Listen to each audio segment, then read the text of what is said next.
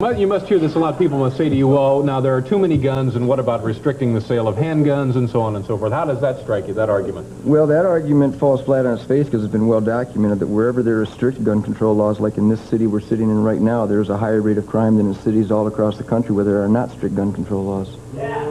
Well, see, the funny thing is, boo or no boo, it happens to be true, and it's been documented over and over. But based on what evidence? I don't have that information. Funny thing is, based on evidence compiled through investigations motivated by an anti-gun cause, and these people come up with the facts, and they go, "You better hide these." But you know, if in fact that is the case, it always seems to be the impression one gets is to the contrary.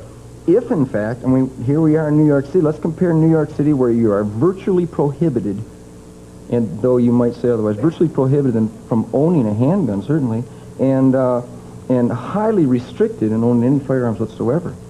Now, did you read the headlines today? Yes. All right, well, we needn't go any further. Let's take prorated, too, and we're talking per capita. We're not just talking because New York's got all the people. But let's talk...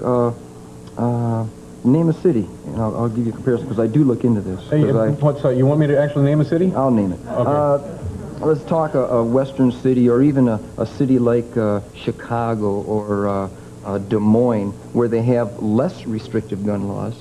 There is no comparison per capita in the crime. Crime is not relative to weaponry availability or anything like material like that. It is an attitude that permeates our society. Perhaps, but it certainly seems to be the other way around. It does seem to be, because the media really has its head up its tailpipe.